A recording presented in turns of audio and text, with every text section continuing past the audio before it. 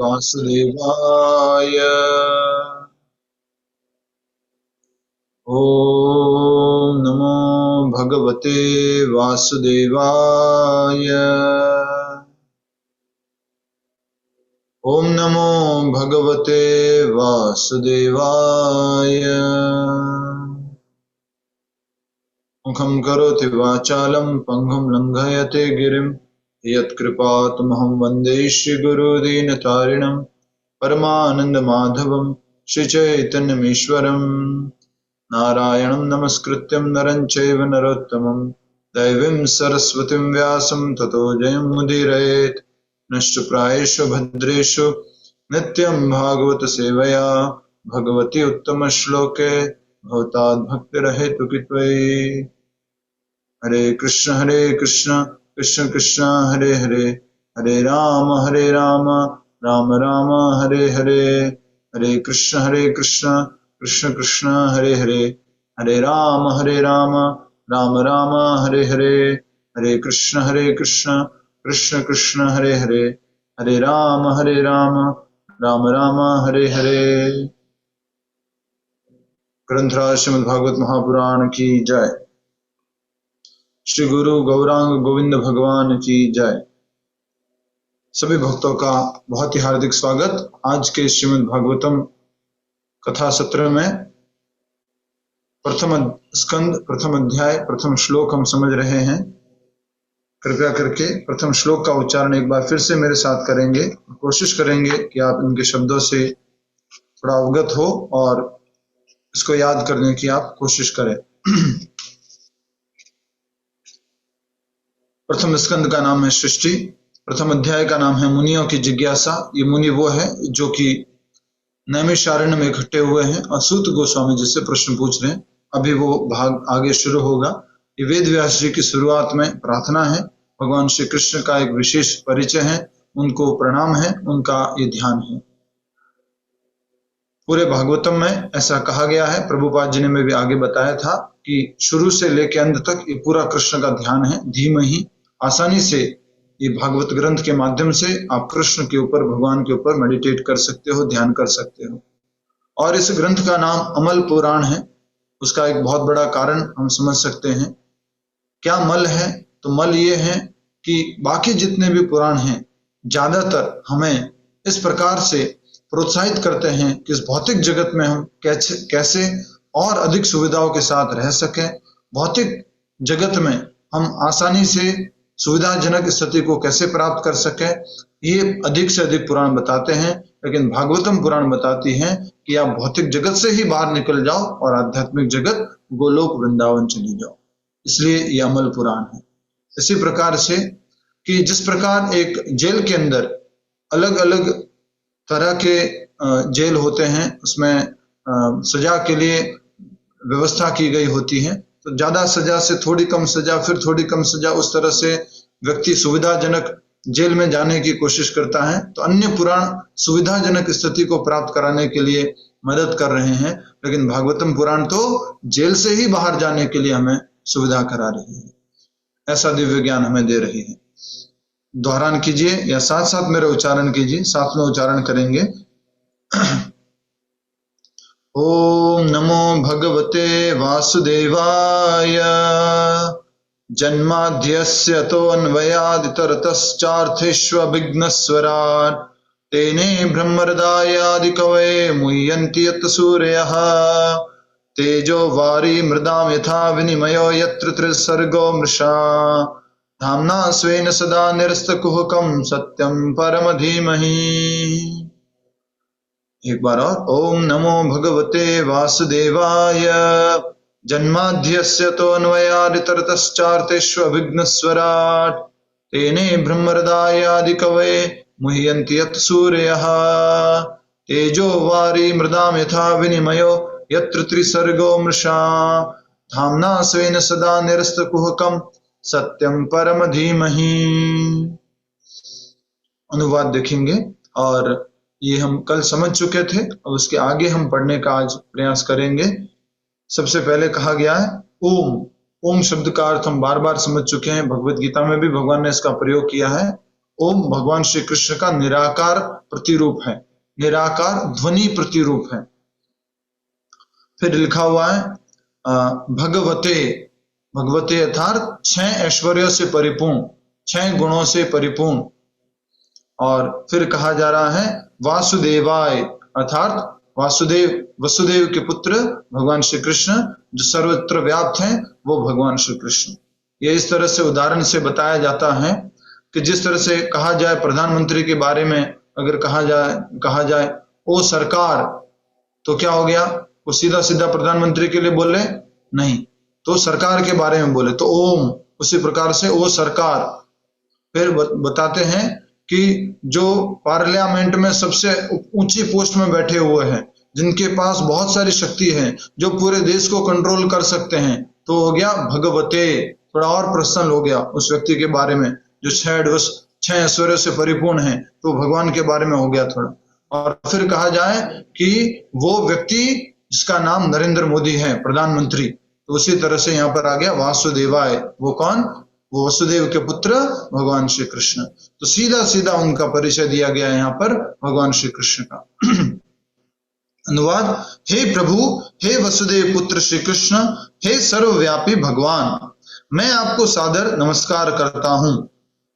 मैं भगवान श्री कृष्ण का ध्यान करता हूं। ये जो लास्ट में आया है धीमहि शब्द, उसको पहले भी प्रयोग किया गया है और बाद में भी उसका प्रयोग किया गया है। इसलिए मैं भगवान श्री कृष्ण का ध्यान करता हूं क्योंकि वे परम सत्य हैं और व्यक्त ब्रह्मांडों की उत्पत्ति, पालन तथा संहार के समस्त कारणों के आदि कारण हैं। भगवान श्री कृष्ण से ही सब कुछ प्रकट होता है। जिस प्रकार से गीता के 10वें अध्याय के 8वें श्लोक में भगवान ने कहा है अहम सर्वस्य प्रभवो, चतुश्लोकी गीता का पहला शब्द है ये, अहम सर्वस्य प्रभवो। उसी प्रकार यहाँ पर कहा जा रहा है जन्माद्यस्य, जिनसे ही सब कुछ प्रकट होता है, क्योंकि वे परम सत्य हैं और व्यक्त ब्रह्मांडों की उत्पत्ति, पालन और संहार के समस्त कारणों के आदि कारण हैं।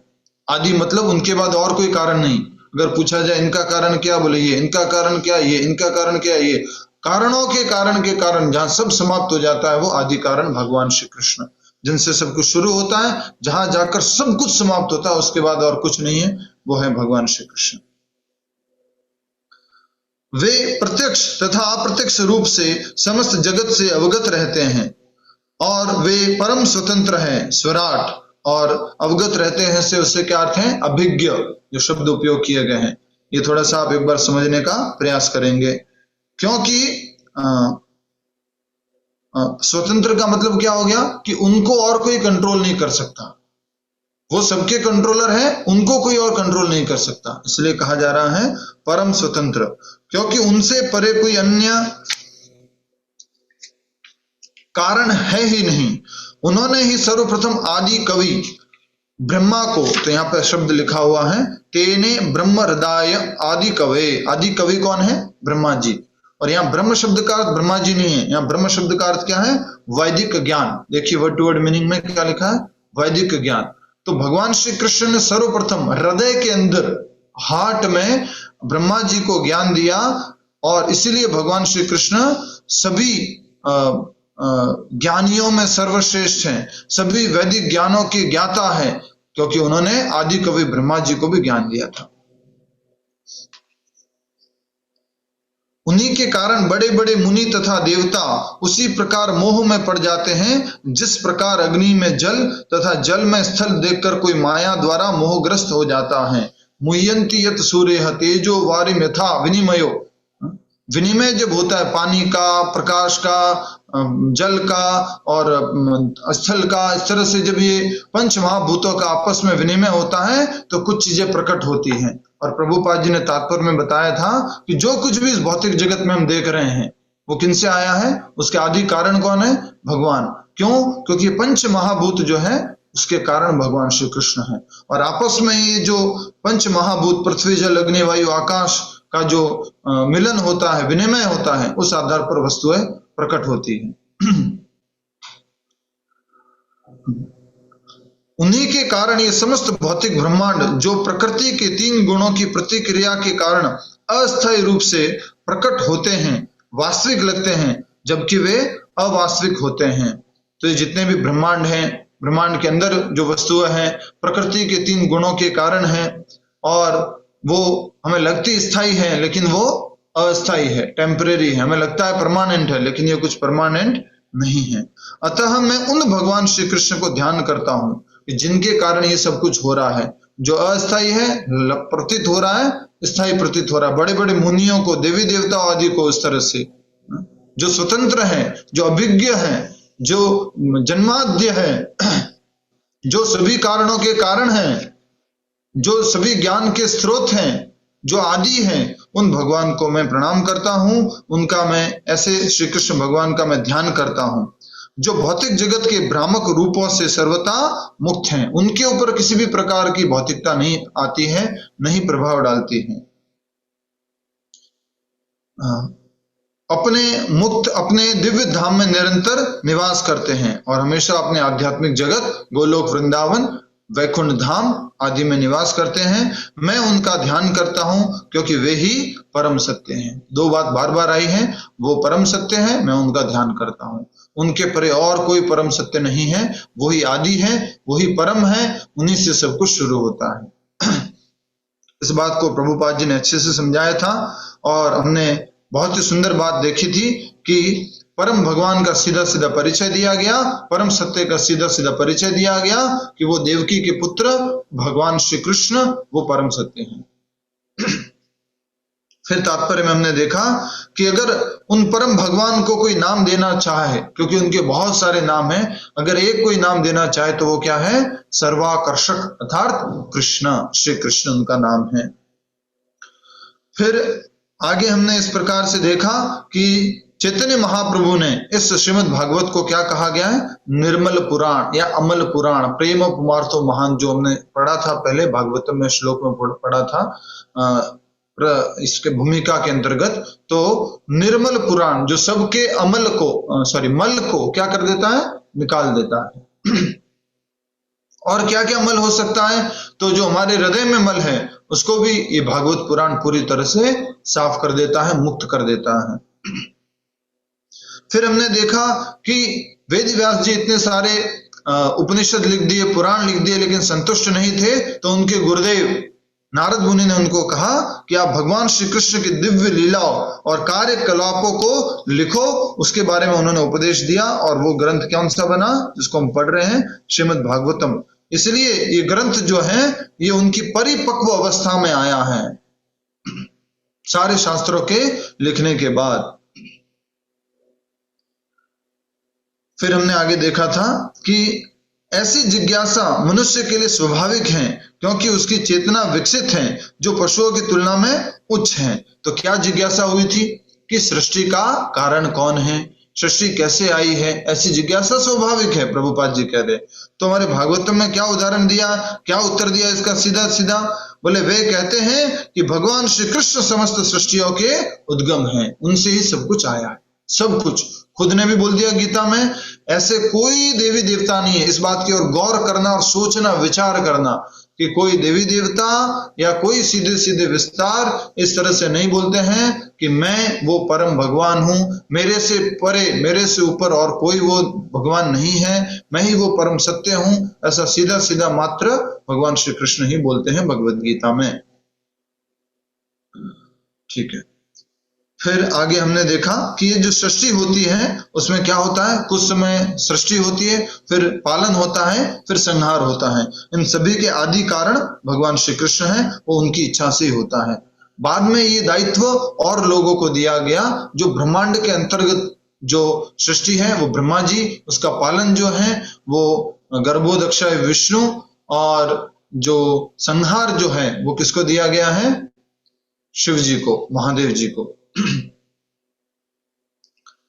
निसंदेह ऐसे अनेक नास्तिक हैं जो सृष्टा पर विश्वास नहीं करते, अर्थात सृष्टिकर्ता के ऊपर किसने किया होगा सृष्टि, किंतु वे अल्प ज्ञान के कारण ऐसा करते हैं। उदाहरणार्थ आधुनिक विज्ञानी ने अंतरिक्ष उपग्रह बनाए हैं जिन्हें किसी न किसी युक्ति से बाह्य आकाश में प्रक्षेपित किया गया है। कैसे भी करके दिमाग लगा के उनको उस गुरुत्वाकर्षण के बाहर छोड़ा गया है, प्रक्षेपित किया जाता है। और दूर बैठे विज्ञानी निर्देश से ये कुछ काल तक आकाश में उड़ते रहते हैं, उनके निर्देश से ये चलते रहते हैं। उपग्रह जो होते हैं, सैटेलाइट होते हैं, तो यहां बैठे हुए वैज्ञानिक उनको कंट्रोल कर रहे हैं।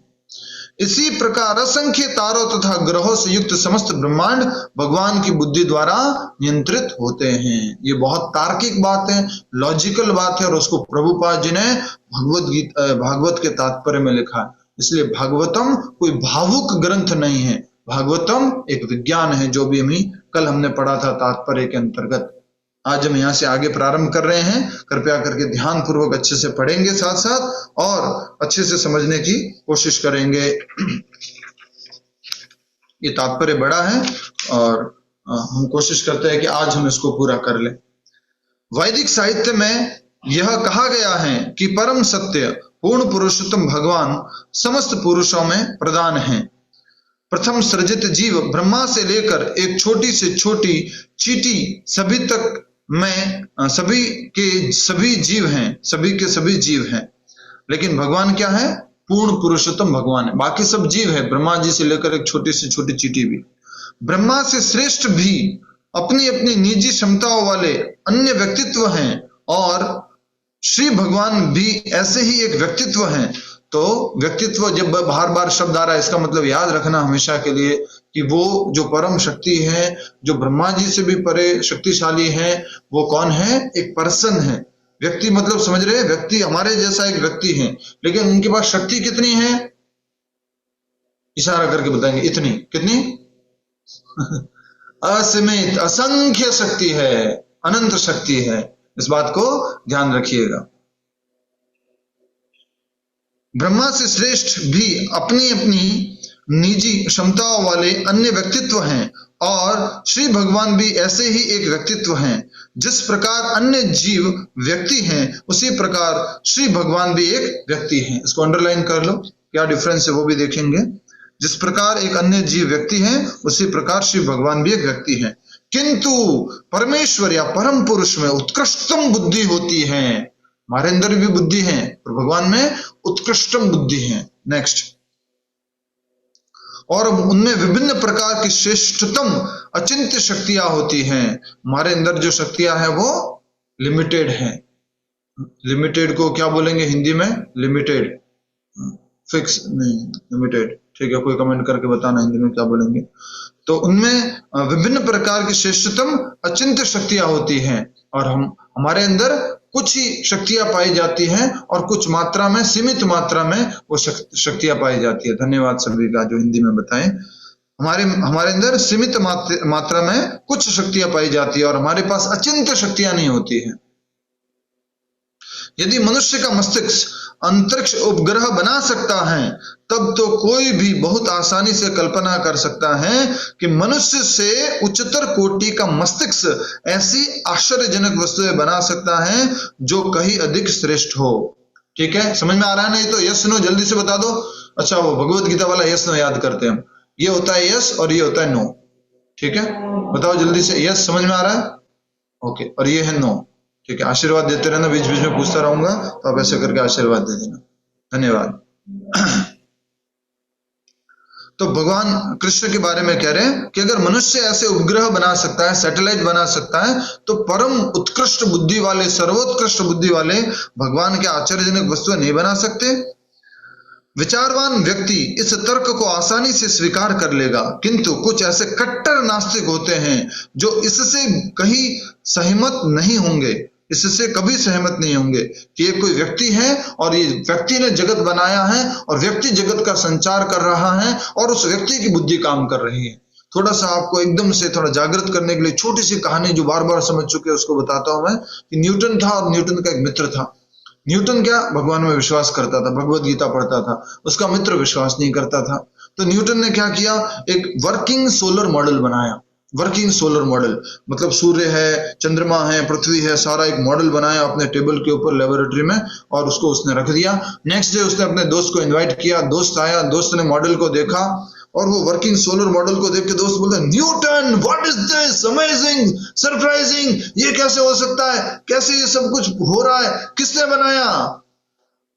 तो न्यूटन बोलता है, यार क्या हुआ, वो बोले वो टेबल पे मॉडल रखा हुआ किसने बनाया? बोले वो तो मैं रात को सोया और सुबह उठ गया तो ऑटोमेटिक आ गया। हाँ, ऑटोमेटिक आ गया? पागल है क्या? किसी ने बनाया है, बुद्धि लगी है, कैसे आ सकता है? तुम्हारी टेबल पर है। तो न्यूटन कहता है नहीं नहीं, मैं सोया था, सुबह ऑटोमेटिक आ गया, अरे ऑटोमेटिक चल रहे हैं, ऑटोमेटिक कुछ सब कुछ हो रहा है।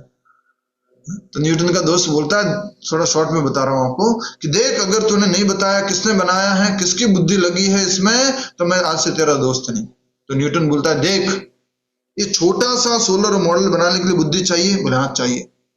बुद्धि लगी है तभी बनाए? बोले हाँ बनाए। इसमें मेरी बुद्धि लगी है, मैंने दिनों दिन मेहनत करके मैंने इस मॉडल को तैयार किया है, मेरी बुद्धि लगी है। अरे वाह न्यूटन, तू मेरा दोस्त, जीनियस। अरे जीनियस छोड़, वो परम जीनियस देख जिसने वो वास्तविक मॉडल बनाया, जिसका मैंने एक छोटा सा कॉपी, एक मॉडल बनाया है जो आपस में इस तरह से काम कर रहा है, छोटा सा रिफ्लेक्शन बनाया है।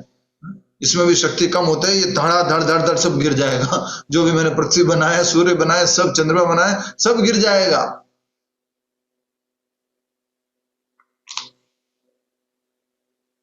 क्या आवाज नहीं आ रही? सुशील कुमार प्रभु कुछ कह रहे? आ रही है प्रभु। तो न्यूटन ने फिर कहा कि देख इस सोलर मॉडल को बनाने के लिए मेरी बुद्धि लगी है, तो वास्तव में जो वो सोलर मॉडल है उसको बनाने के लिए भी बुद्धि लगी है, और उसको बनाने के लिए भगवान श्री कृष्ण की बुद्धि लगी है। तो अगर कोई भी थोड़ा व्यक्ति विचारवान होगा, बुद्धिमान होगा, समझ जाएगा कि कुछ भी ऑटोमेटिक नहीं चल रहा है, कुछ भी ऑटोमेटिक नहीं है। अगर आपको एक पेज के ऊपर एक तरह का कलर बना के दे दिया जाए तो दूसरे पेज पे सेम कॉपी करना है मुश्किल है, लेकिन भगवान ने तितली ऐसी बनाई है, पत्ते ऐसे बनाए हैं कि एक तरफ ऐसा तो दूसरी तरफ सेम ऐसा, सेम कलर। ये भगवान की सृष्टि है, बनाने के लिए बुद्धि चाहिए। आगे बढ़िए, ये सब तर्क दिए हैं, बहुत सुंदर तर्क है ये।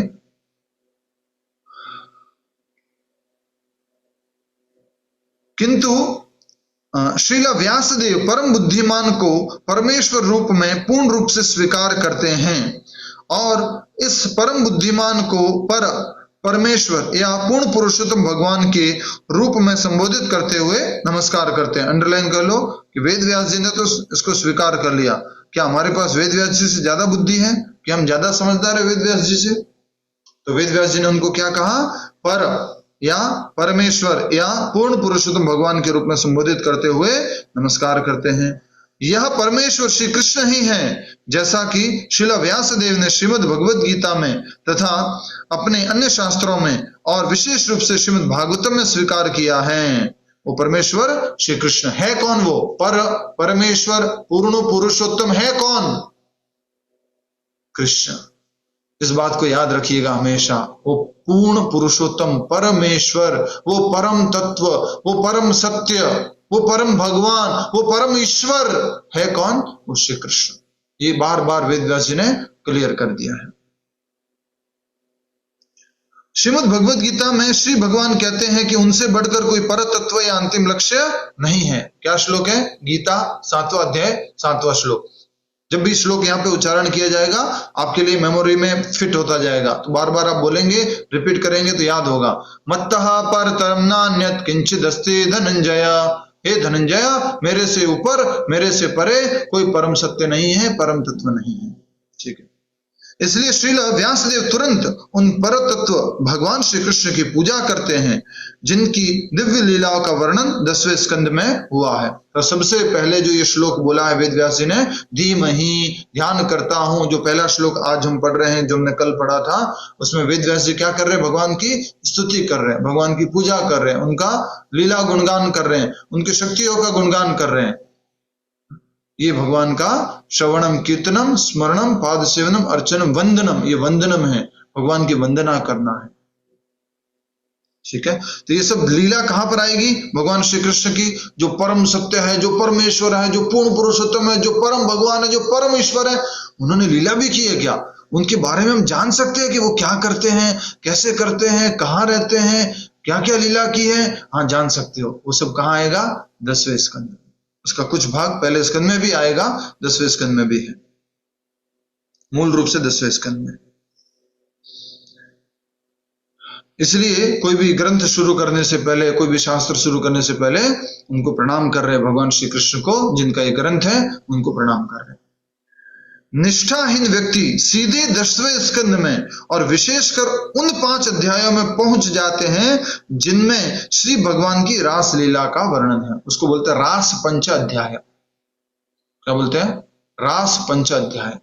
प्रभुपाद जी बोल रहे हैं निष्ठाहीन व्यक्ति, जिनकी निष्ठा नहीं है पूरी तरह से भगवान में, भगवान के इस भागवत ग्रंथ महापुराण में, वो सीधा 10वें स्कंद पे पहुंच जाएंगे, या सीधे उस 10वें स्कंद के भी उन 5 अध्यायों में जिनको रास लीला के द्वारा वर्णन किया गया है उसमें पहुंच जाते हैं। तो भागवतम को कैसे अध्ययन करना चाहिए? पहला स्कंद, दूसरा स्कंद, तीसरा स्कंद, चौथा स्कंद, 5वां स्कंद, 6वां स्कंद, बोलो बोलो, 7वां स्कंद, 8वां स्कंद, 9वां स्कंद, 10वां स्कंद, फिर वहां पर जाना चाहिए। ऐसे नहीं कि सीधा 10वें स्कंद पे पहुंच गए, नहीं देखो हम तो पूरा सीधा डायरेक्टली, कहा ये वैदिक भक्ति में पढ़ना है, सीधा प्रेमा भक्ति में जाएंगे, सीधा रासलीला में प्रवेश करेंगे। हमें ऐसा नहीं करना चाहिए। इवन आज भी लक्ष्मी जी भी इंतजार कर रही है वृंदावन में, उस रासलीला में प्रवेश करने के लिए तपस्या कर रहे हैं। शिव जी भी जो है अपने उस रूप में रासलीला में प्रवेश नहीं कर पाए थे, पहले उनको योग्य होना पड़ा था, गोपी बनना पड़ा था। नारद मुनि भी नहीं प्रवेश कर पाए थे। इसलिए प्रभुपाद जी बोल रहे हैं कि ऐसे हमें नहीं करना चाहिए। श्रीमद् भागवतम का यह अंश इस महान ग्रंथ का गुह्यतम अंश है। कौन सा? रासलीला के 5 अध्याय गुह्यतम अंश है। जब तक व्यक्ति को श्री भगवान का दिव्य ज्ञान गहराई से समझ में न आ जाए, तब तक वह श्री भगवान की पूजनीय दिव्य लीलाओं का, जिन्हें रास नृत्य कहा जाता है, तथा गोपियों के साथ उनके प्रेम व्यवहार का निश्चित रूप से अनुचित अर्थ ही निकालेगा। जब तक वो भगवान को नहीं समझ लेगा, तब तो बिना भगवान को समझे अगर वो रासलीला को पढ़ेगा, समझेगा, तो उसका अर्थ कैसा निकालेगा? अनुचित। ऐसे शब्द नहीं बोलते हैं कथाओं में, लेकिन जस्ट समझाने के लिए कि लोग कई बार आपस में चर्चा में बोल देते हैं, कृष्ण करे तो लीला, हम करे तो ऐसे कैरेक्टर ढीला, इस तरह से कुछ बोल देते हैं। एक बात को हमेशा याद रखना, अभी भी कुछ दिनों में ही मैंने रियलाइज किया, लेकिन ये बहुत सरल बात थी, मुझे बहुत समय लग गया अपनी जिंदगी में। जो साधारण नाटक होता है, जो आपस में मंच पे नाटक किया जाता है, उसको देखते हैं, मूवीज देखते हैं, इसको भी ये नाटक है। पर ऐसा नाटक देखने से जो भौतिक है, भौतिक व्यक्तियों का उनसे संबंधित है, उससे हम बंधन में फंसेंगे। एक और नाटक है जो भगवान श्री कृष्ण का है, कृष्ण के संबंधित है, कृष्ण की लीलाओं का चित्रण करते हुए, वो भी नाटक है, लेकिन उसको लीला बोला जाता है। क्यों? क्योंकि वो नाटक हमें इस भौतिक जगत के बंधन से मुक्त कर देगा। वो नाटक देख के, वो नाटक सुन करके, वो नाटक का बार बार स्मरण करके हम इस भौतिक बंधन से मुक्त हो जाएंगे। उसको इसलिए लीला बोला जाता है। ठीक है? तो ये बात हमेशा याद रखिएगा, या अपने नोटबुक में अलग से लिखना चाहे तो लिख सकते हैं। First know the person, then know his activities. First know the person, then know his activities. पहले व्यक्ति को जानो, फिर उसके कार्यों को जानो। ऐसा नहीं कि सीधा कार्यों को देखना शुरू कर दिया, जानना शुरू कर दिया, समझना शुरू कर दिया, लेकिन व्यक्ति को तो जाना ही नहीं था।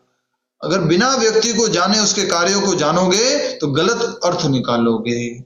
जैसे मैंने कभी कभी उदाहरण दिया है कथा में कि मान लीजिए कोई आप कहीं पे अपने बच्चे को लेकर के स्कूल जा रहे थे, अचानक से रोड्स ब्लॉक हो गए, गाड़ियां निकल रही हैं, आपको जाने नहीं दिया, आपके स्कूल के लिए बच्चे लेट हो रहे हैं, आप परेशान हो गए।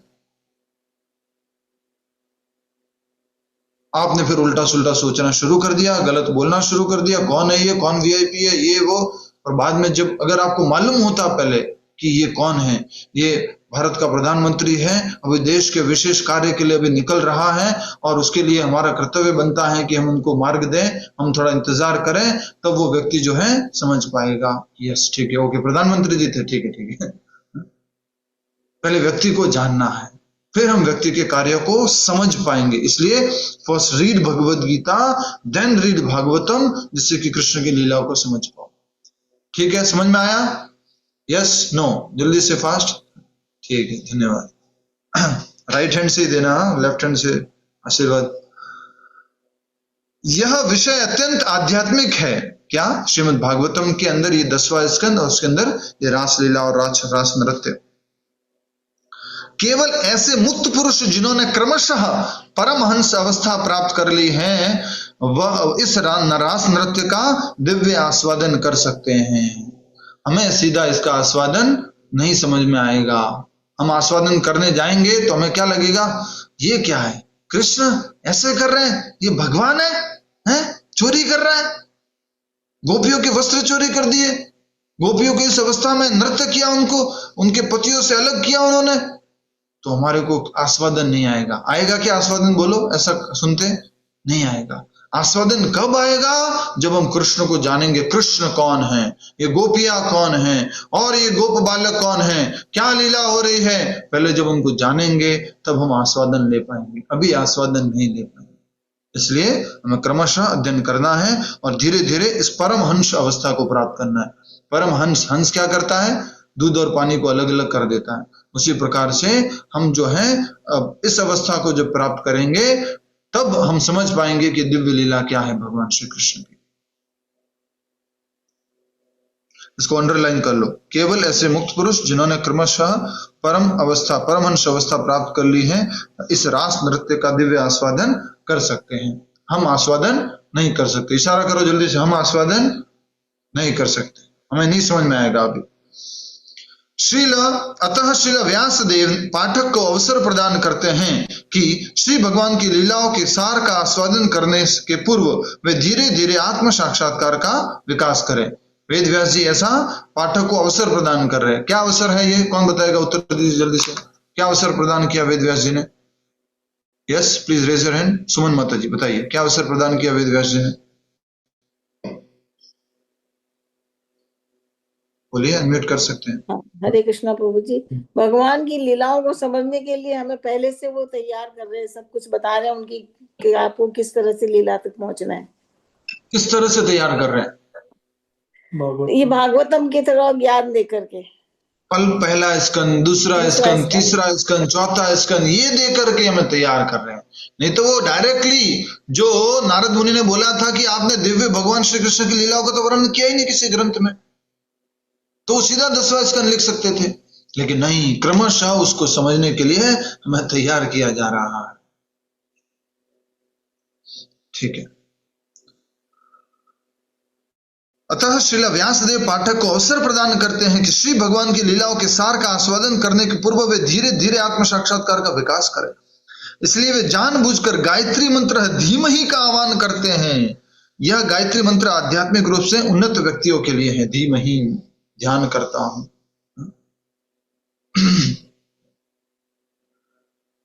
तो गायत्री मंत्र का आह्वान करते हैं कि यह गायत्री मंत्र आध्यात्मिक रूप से उन्नत व्यक्तियों के लिए है। जब कोई गायत्री मंत्र का उच्चारण करने में सफल हो जाता है तब वह श्री भगवान की दिव्य स्थिति में प्रवेश पा सकता है। तो गायत्री मंत्र, हम जो कथा में वैष्णव है वो तो सब लोग जान लेंगे अच्छे से कि हमें बोलने का अधिकार नहीं है। किसको अधिकार है गायत्री मंत्र? जो ब्राह्मणत्व का पालन कर रहा है, यज्ञोपवीत धारण किया हुआ है, वो जो है त्रिकाल संध्या में अच्छे शुद्ध अवस्था में बिना उच्चारण किए मन में इस गायत्री का उच्चारण कर सकता है।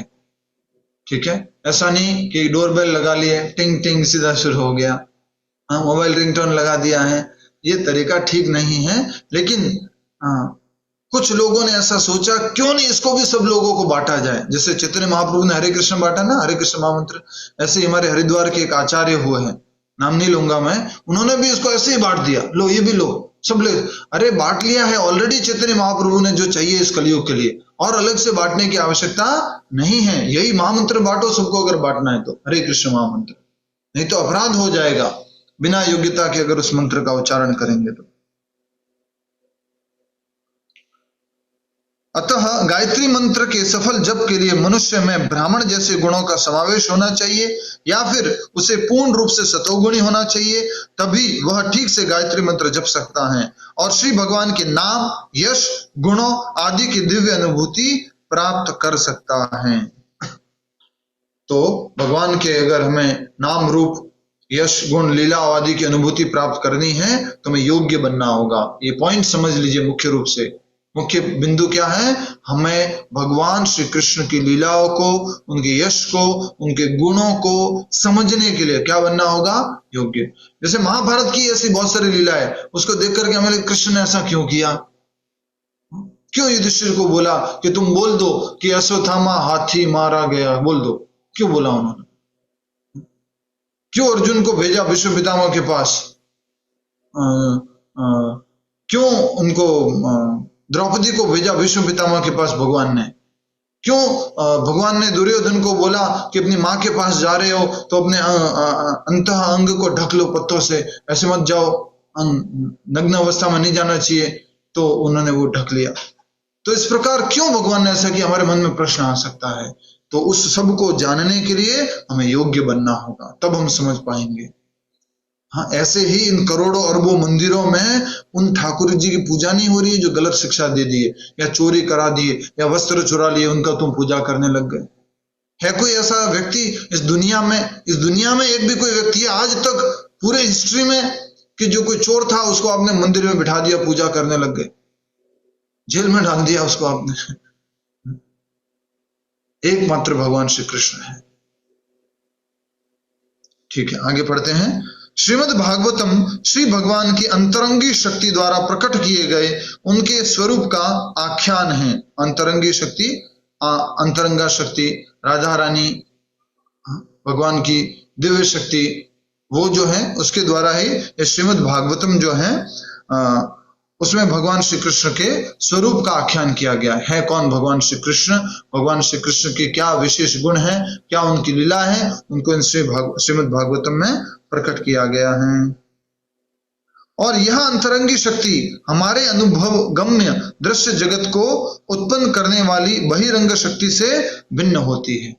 ठीक है, एक बहिरंग शक्ति है, एक अंतरंग शक्ति है। तो अंतरंग शक्ति ने क्या प्रकट किया है? भगवान श्री कृष्ण की दिव्य लीलाओं को, भगवान श्री कृष्ण के दिव्य अलग अलग नाम, गुण, रूप, यश और शक्तियों आदि को। लेकिन भौतिक जगत में जो हमारी शक्ति है, जो हमें प्रकट करती है, जो हमारे लिए अनुभव गम्य जगत बनाती है, वो कौन सी शक्ति है? बहिरंगा शक्ति। और उनका नाम क्या है? जल्दी से बताएंगे विवेक जी। नाम से ज्वाइन करना है हमेशा क्लास को, नाम से ज्वाइन किया कीजिए। अभी 1+ के नाम से ज्वाइन है। हरे कृष्णा। यस, बोलिए। बहिरंगा क्या नाम है उनका? बहिरंगा शक्ति का? बहिरंगा शक्ति का नाम नहीं, किसी ने लिख के भेज दिया, लक्ष्मी पेंडिलिया माता जी, दुर्गा देवी, दुर्गा माँ। Yes yes yes yes. अंतरंगा शक्ति राधा रानी, बहिरंगा शक्ति दुर्गा माता। तो इस प्रकार से हमारे सामने जो दृश्य जगत है उसको जो उत्पन्न किया है, और हमारे एक शरीर को भी जिन्होंने उत्पन्न किया है, वो भगवान की बहिरंगा शक्ति है। तो भगवान की 3 शक्तियां होती हैं, अंतरंगा शक्ति, बहिरंगा शक्ति और तटस्थ शक्ति। हम कौन सी शक्ति है? तटस्थ शक्ति। और धीरे धीरे हम आ रहे हैं अंतरंग शक्ति की तरफ, आ रहे, आकर्षित हो रहे। हम स्वयं आत्मा कौन सी शक्ति है? अंतरंगा शक्ति। श्रील व्यासदेव ने इस श्लोक में इन दोनों शक्तियों में अंतर स्पष्ट किया है।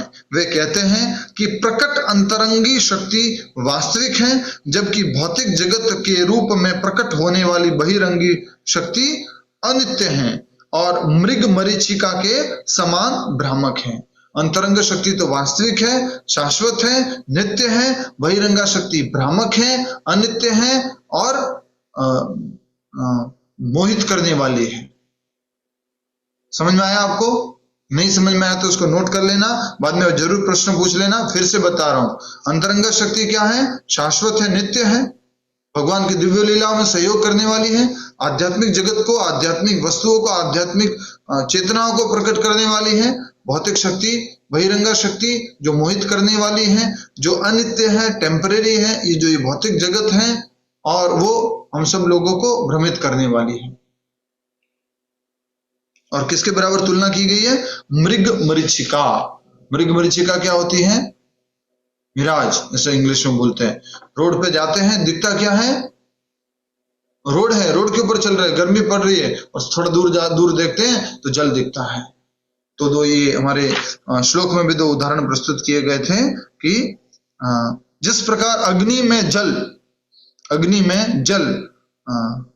या जल में स्थल देखकर कोई भी मोहग्रस्त हो जाता है। ये मृग मरीचिका है। मृग मरीचिका में वास्तविक जल नहीं रहता, केवल जल का आभास रहता है। वास्तविक जल तो कहीं अन्यत्र रहता है। यह दृश्य जगत एक वास्तविकता जैसा प्रतीत होता है, किंतु वास्तविकता तो आध्यात्मिक जगत में होती है और यह तो मात्र उसकी छाया प्रतिबिंब है। वास्तविकता कहां पर है? आध्यात्मिक जगत में। और ये जगत क्या है? उसका छाया प्रतिबिंब। और हम किसके पीछे पागल हैं? छाया के पीछे। और उसी छाया को क्या बोला जाता है? माया। उसी माया के पीछे हम पागल हैं, छाया को पकड़ने में पड़े हुए हैं। अब सुख मिल जाएगा, अब सुख मिल जाएगा, अब सुख मिल जाएगा, अब पकड़ लेते हैं, अब पकड़ लेंगे। और भगवत गीता में भी भगवान श्री कृष्ण ने बोला है इसके बारे में। कहां बोला है? कौन बता सकता है? छाया, माया और वास्तविक। कौन बता सकता है? हाथ खड़ा कीजिए जल्दी से। यस, भावना गुप्ता माता जी बताइए। देवी होशिया गुणमयी मम माया दुरत्या। हाँ, वो तो ठीक बात है कि ये जगत छाया है, ये कहां बताया है? ये जगत, जल्दी से समय का सदुपयोग करते हुए। अनुपम गोयल माता जी, क्या बात है, हरि बोल। अध्याय 15 पहला श्लोक। ऊर्ध्व मूलम अधः शाखा अस्वस्थम प्राहो अव्ययम। कि ये जगत कैसा है? उल्टे पेड़ के बराबर है। जैसे पानी में दिखता है, पानी जलाशय के किनारे अगर कोई पेड़ खड़ा है तो उसको जलाशय में देखेंगे तो उल्टी उसकी छाया दिखती है। और हम ये पूरे जगत के लोग वो छाया को ही वास्तविक मान बैठे हैं। इसके ऊपर और चर्चा नहीं करेंगे, बट सार समझ लीजिए, छाया अगर इतनी आकर्षक हो सकती है तो वास्तविक जो उसका रूप है वो कितना आकर्षक होगा। ठीक है, इसको अंडरलाइन करो। यह दृश्य जगत एक वास्तविकता जैसा प्रतीत होता है, किंतु वास्तविकता तो आध्यात्मिक जगत में होती है और यह तो मात्र उसकी छाया प्रतिबिंब है। परम सत्य तो वैकुंठ लोक चिद आकाश में है। सच्चिदानंद चिद आकाश, भौतिक आकाश में नहीं। भौतिक आकाश में प्रत्येक वस्तु सापेक्ष सत्य है। सापेक्ष सत्य समझ गए? किसी को समझ में आया सापेक्ष सत्य? जल्दी से उत्तर दिया करो। सापेक्ष सत्य समझ में आया? नहीं आया तो यस नो बताओ। ठीक है, सापेक्ष सत्य क्या होता है? इसको बोलते हैं रिलेटिव ट्रुथ। जैसे कि अगर मैं कहूं कि ये मार्कर जो है ये बहुत बड़ा मार्कर है, ये सबसे बड़ा मार्कर है। अभी जो मेरे पास मार्कर है उनमें ये सबसे बड़ा मार्कर है, लेकिन अगर इससे बड़ा कोई मार्कर आ गया तो वो बड़ा मार्कर हो जाए। इसको बोलते हैं सापेक्ष। तो अभी तक जो मेरे पास छोटे छोटे हैं उनमें ये सबसे बड़ा मार्कर है, ये सबसे बड़ा मार्कर। और जब दूसरे मार्कर आ जाएंगे बड़े, उनके सापेक्ष में ये बड़ा। बोले कि सबसे तेज गति से मेट्रो भागती है, मेट्रो ट्रेन बहुत तेज भागती है, सबसे तेज गति वाली ट्रेन मेट्रो ट्रेन है। पर वो बाकी जो नॉर्मल ट्रेन है उसके सापेक्ष में। पर अगर बुलेट ट्रेन आ जाए तो उसके सापेक्ष में फिर क्या कहेंगे? बुलेट ट्रेन सबसे तेज भागती है। इसको बोलते हैं सापेक्ष सत्य। याद रहेगा आपको, सापेक्ष। इस जगत में सब कुछ क्या है? रिलेटिव है। कोई बोलेगा कि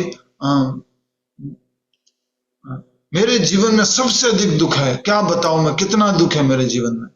जब वो अपना दुख देखता है कि देखो मेरे साथ ये हो गया, वो हो गया, ऐसा हो गया, वैसा हो गया, किसी के साथ ऐसा नहीं हो रहा है। हाँ, सबको देखा उन्होंने, किसी के साथ ऐसा नहीं है।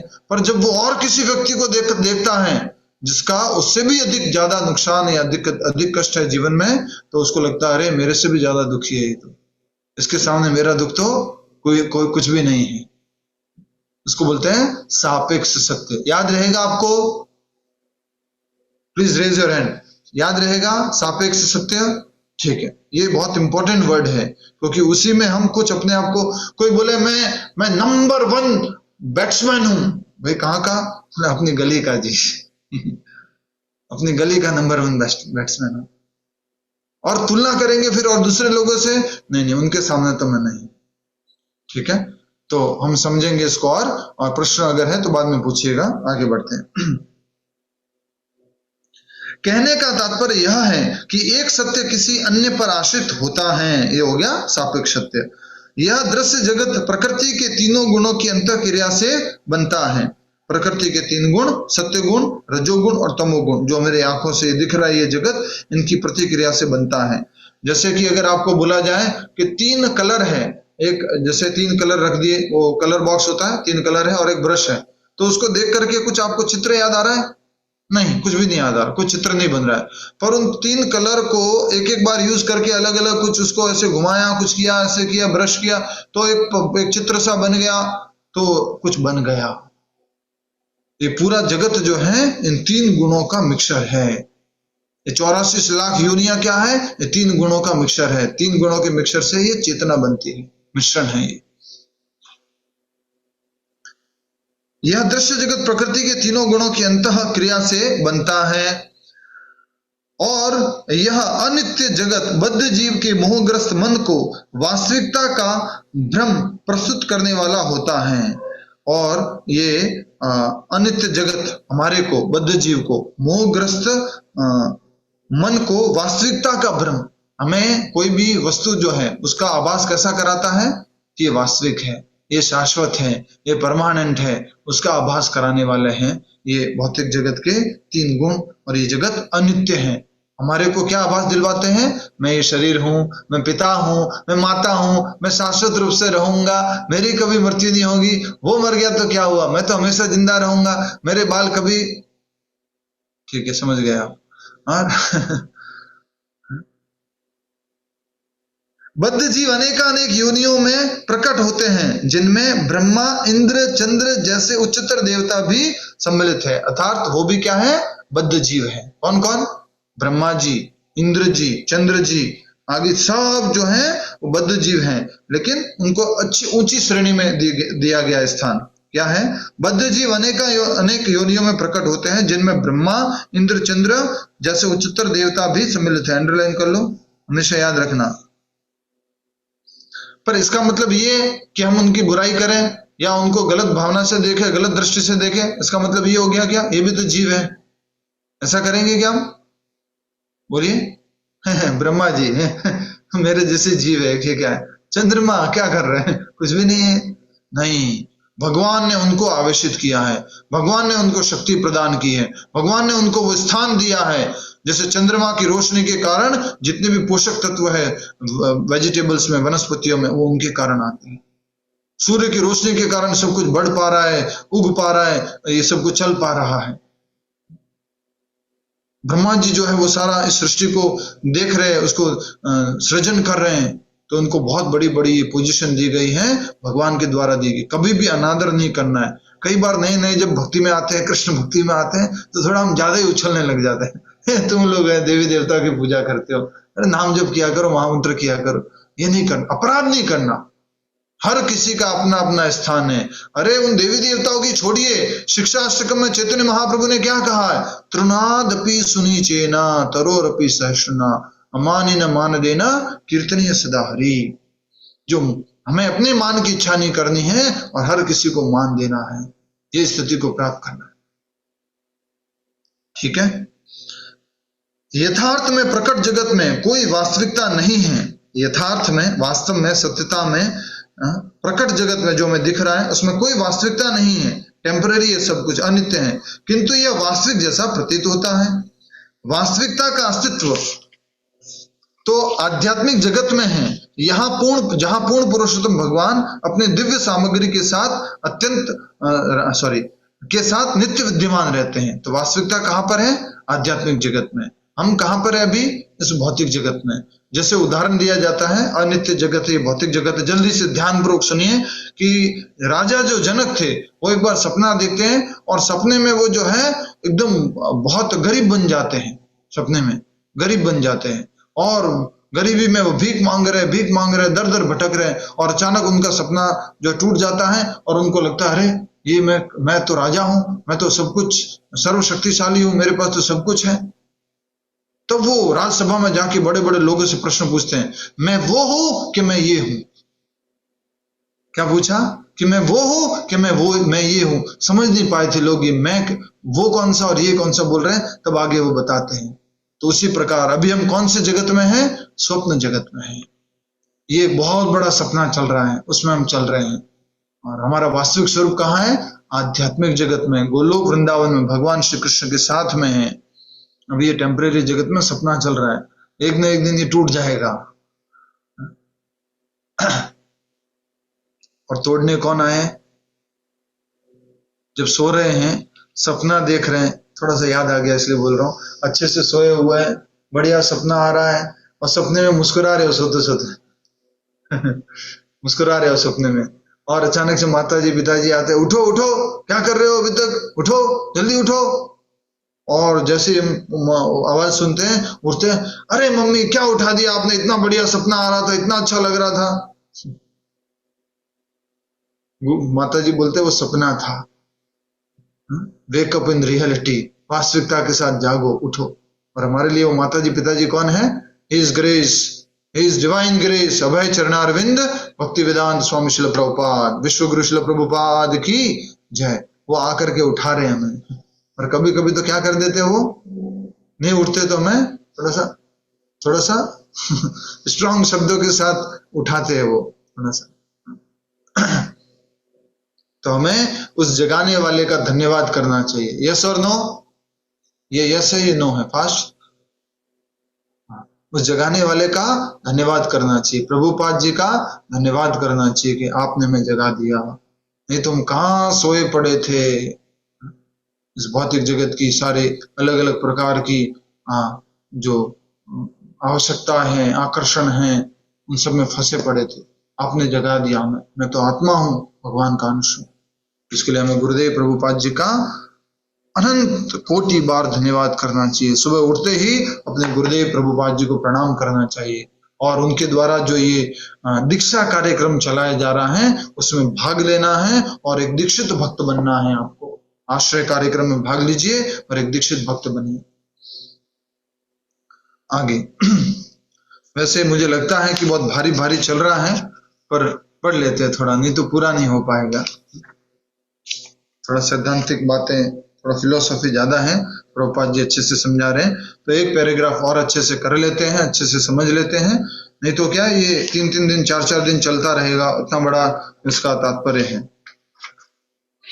आगे एक और तात्पर्य का अगला भाग कर रहे हैं हम। किसी जटिल निर्माण कार्य का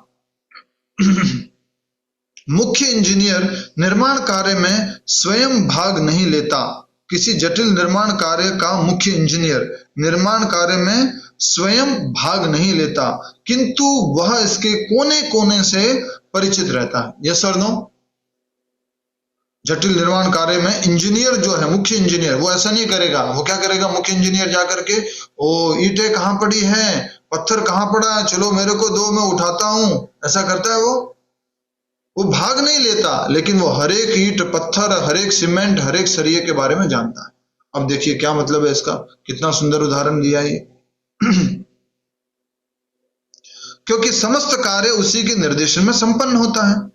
वह प्रत्यक्ष एवं अप्रत्यक्ष रूप से निर्माण कार्य के विषय में हर बात को जानता है। तो यहाँ पर भगवान के अप्रत्यक्ष और अप्रत्यक्ष रूप से अभिज्ञ होने का प्रभुपाद जी को, उस बात को समझा रहे प्रभुपाद जी। तो वह प्रत्यक्ष एवं अप्रत्यक्ष रूप से निर्माण कार्य के विषय में हर बात जानता है। इसी प्रकार श्री भगवान भी दृश्य जगत के सर्वोपरि अभियंता इंजीनियर होने के कारण इसके कोने कोने से परिचित हैं। यद्यपि सभी कार्य देवता द्वारा संपन्न किए जाते हैं, इस भौतिक सृष्टि में ब्रह्मा से लेकर एक शुद्र चींटी तक कोई भी स्वतंत्र, या आ गया स्वतंत्रता का गुण आ रहा है आगे, पहले अभिज्ञ का पूरा कर लेते हैं।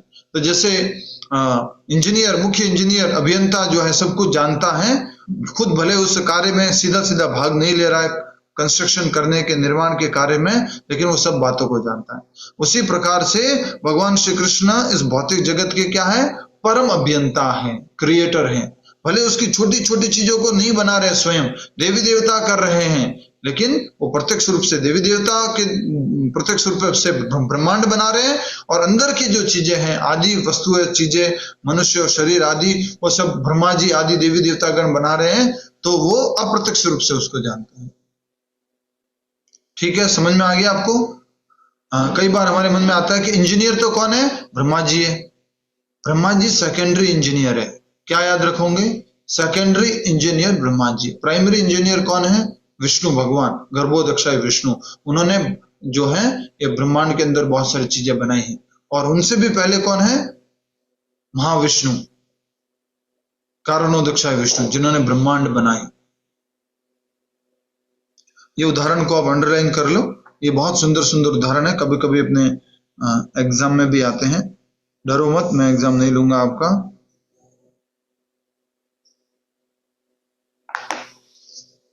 इस भौतिक सृष्टि में ब्रह्मा से लेकर एक क्षुद्र चींटी तक कोई भी स्वतंत्र नहीं है।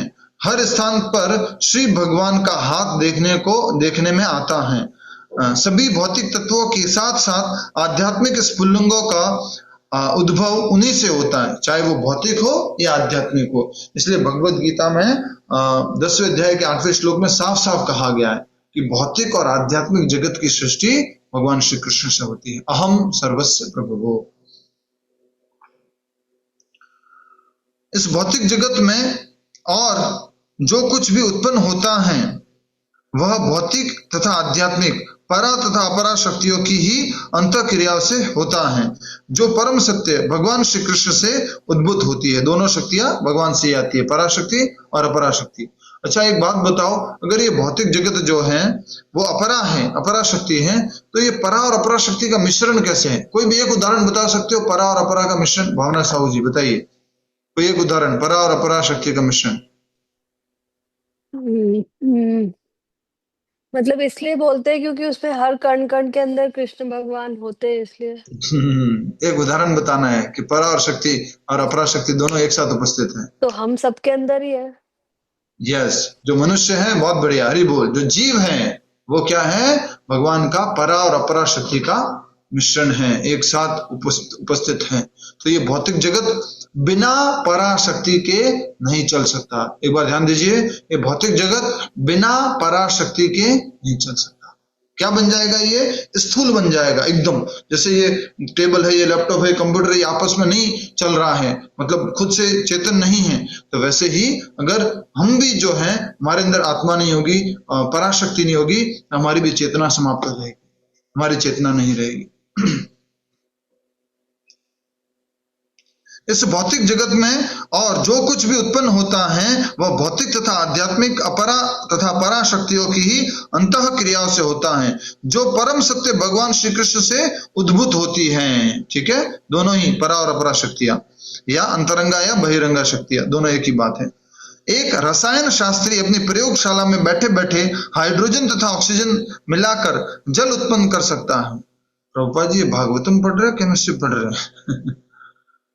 कितना एंडेवर किया प्रभुपाद जी ने इस बात को समझाने के लिए कि परम सत्य कौन है, वो कैसे स्वराट है, कैसे अभिज्ञ है।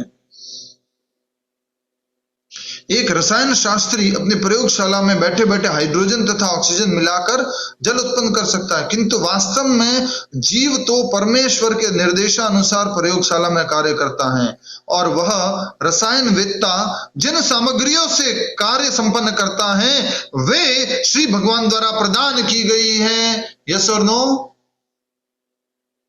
दूसरा उदाहरण इसका दिया गया है कि अगर किसी के घर में काम हो रहा है और वहां पर फर्नीचर बनाना है, तो जो कारपेंटर है उसको सारी सामग्री, उसको कटर, उसको जो है घिसने वाला, उसको लकड़ियां, उसको सब कुछ बनाकर लाके किसने दिया? उस मालिक ने दिया। उस कारपेंटर को बुद्धि भी किसने दी? उसके मालिक ने दी, वास्तव में अगर देखे तो। और उसने बना दिया, एकदम बढ़िया बेड बनाया, बढ़िया कुर्सी बनाई। उसके बाद क्या बोलता है वो? ये तो मेरी है, मैं अपने घर ले जा रहा हूं। ये क्या सही है? क्या ये सही नहीं है? यही बात हमें समझनी होगी कि अगर ये रसायन शास्त्री जो है, रसायनवेत्ता, रसायन के जो केमिस्ट हैं, वो अगर अपनी प्रयोगशाला में कुछ हाइड्रोजन और ऑक्सीजन को मिलाकर जल बना रहे हैं, तो प्रभुपाद जी यहाँ पर कह रहे हैं कि जिन सामग्रियों को वो प्रयोग करके उस कार्य को संपन्न करता है, वो सामग्री भी भगवान द्वारा प्रदान की गई है, और इस जीव को जो बुद्धि है वो भी किसने दी है? भगवान ने दी है। कोई ऐसा उदाहरण है किसी के पास? प्रभुपाद जी ये बोलते हैं कि जैसे ही बच्चा पैदा होता है मां के गर्भ से, मां के स्तन से दूध आना शुरू हो जाता है। ऐसा कहते हैं कि उससे पहले मां के स्तन से दूध नहीं आता है। और फिर बच्चा जब पैदा हो गया है, प्रकट हो गया है, तो बच्चे को तुरंत ज्ञान है कि उसको दूध कहां से लेना है, दूध कहां से पीना है। तो ये ज्ञान किसी ने सिखाया था क्या? नहीं सिखाया। कहां से आया, कैसे आया? उसी प्रकार यहां पर कह रहे हैं कि किंतु वास्तव में जीव तो परमेश्वर के निर्देशानुसार, ये अंडरलाइन कर लो, पूरा उदाहरण है, अपने बच्चों को सिखाना ये सब। किंतु वास्तव में जीव तो परमेश्वर के निर्देशानुसार प्रयोगशाला में कार्य करता है, और वह रसायनवेत्ता जिन सामग्रियों से कार्य संपन्न करता है वह श्री भगवान द्वारा प्रदत्त की गई है। श्री भगवान प्रत्यक्ष तथा अप्रत्यक्ष रूप से प्रत्येक वस्तु से परिचित हैं। कोई बोले क्या भगवान श्री कृष्ण ने मोबाइल बनाया है क्या? उनको क्या मालूम मोबाइल कैसे काम करता है? समझ में आ गया मैं क्या कहना चाह रहा हूं? सबको समझ में आ गया? Yes no? समझ में आ गया? जल्दी इशारा करो, फास्ट। यस बोलता है तो ऐसे तुरंत। हाँ, कि भगवान ने मोबाइल तो नहीं बनाया, तो भगवान को सब मालूम है। भगवान को प्रत्यक्ष अप्रत्यक्ष रूप से सब कुछ मालूम है भगवान को, क्योंकि मोबाइल बनाने की बुद्धि कौन दिए है? भगवान दिए है। श्री भगवान प्रत्यक्ष तथा अप्रत्यक्ष रूप से प्रत्येक वस्तु से परिचित हैं तथा वे सभी सूक्ष्म बातों को जानने वाले हैं और संपूर्ण स्वतंत्र हैं, पूर्ण स्वतंत्र हैं। उनकी तुलना सोने की खान से की जा सकती है, जबकि विभिन्न रूपों वाले दृश्य जगत की तुलना सोने से बनी वस्तुओं से की जा सकती है। ठीक है, जैसे सोने की अंगूठी, हार इत्यादि। सोने की अंगूठी तथा सोने के हार के गुण खान में पाए जाने वाले सोने के ही समान होते हैं, किंतु खान का सोना परिणाम में भिन्न होता है, अर्थात मात्रा में भिन्न होता है तो एक ही सोना अंगूठी में, हार में, लेकिन मात्रा बहुत अलग है, बहुत अधिक ज्यादा डिफरेंस है। परिमाण, परिणाम नहीं, परिमाण, परिमाण मतलब मापने में अगर देखा जाए कितना है, परिमाण में भिन्न होता है। अतः परम सत्य एक ही है और साथ ही साथ भिन्न भी है, अर्थात गुण रूप से कैसे हैं? एक ही है, और मात्रा रूप में अलग अलग है। जैसे कि सोने की खान और अंगूठी, हार आदि ये अलग अलग हो गए, किसमें? मात्रा में, और गुण में कैसे? दोनों एक ही है। समझ में आ गया ना? ठीक है। कोई भी वस्तु पूर्ण रूप से परम सत्य के समान नहीं है, किंतु साथ ही परम सत्य से स्वतंत्र भी कुछ भी नहीं है, उनसे कुछ अलग भी नहीं है। कोई कह सकता है इसका तो भगवान से कोई संबंध नहीं, नहीं, ऐसा कोई वस्तु नहीं है जगत में जिसका भगवान से कोई संबंध नहीं। इसलिए जो रूप गोस्वामी जी द्वारा जो भक्ति में बताया गया वैराग्य, वो वैराग्य है युक्त वैराग्य। हर किसी वस्तु का भगवान से संबंध है और उसको भगवान की सेवा में उपयोग किया जा सकता है, इसलिए उसका उपयोग करना चाहिए, बिना कुछ उसके आध्यात्मिक उपयोग के हम ऐसे ही कहे कि नहीं ये तो भौतिक है, ये तो इसका तो भगवान से कोई संबंध नहीं, इसको त्याग दो। नहीं, हर किसी वस्तु का भगवान से संबंध है। ठीक है, हरे कृष्ण।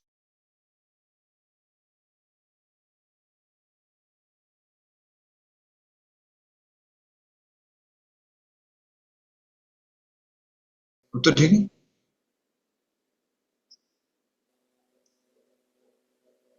तो कुछ भी भगवान श्री कृष्ण से स्वतंत्र नहीं है, पर भगवान श्री कृष्ण सबसे स्वतंत्र है। समझ में आ गया?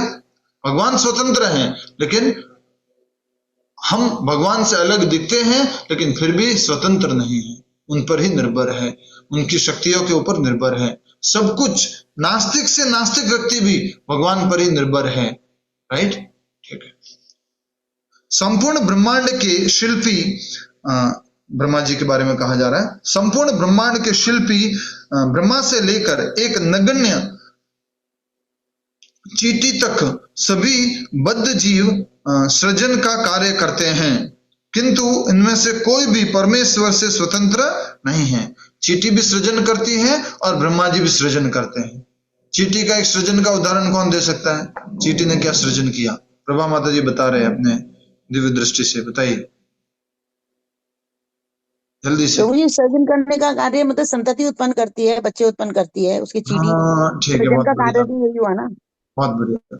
एक छोटा सा अपनी अपना पूरी- बिल बना देती है, अपना वो जमीन के अंदर थोड़ा थोड़ा थोड़ा करके मिट्टी मिट्टी निकाल निकाल करके उसमें बिल बना देती है, वो भी बम्बी सृजन का बम्बी कार्य। बनाती है, बम्बी हाँ। बम्बी तो बना इस तरह देती है। से ये एक छोटी सी चींटी भी, प्रभुपाद जी ने चींटी और ब्रह्मा जी का 3-4 बार इसका यहाँ विवरण कर दिया है भागवतम में, इनका भी उद्धार पक्का है।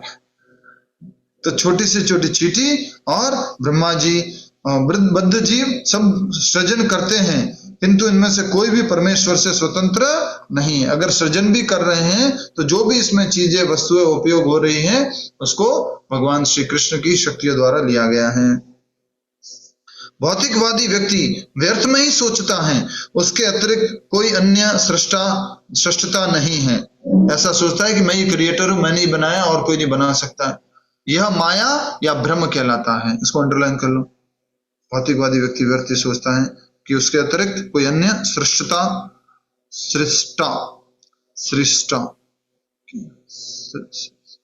नहीं है, यह माया या भ्रम कहलाता है।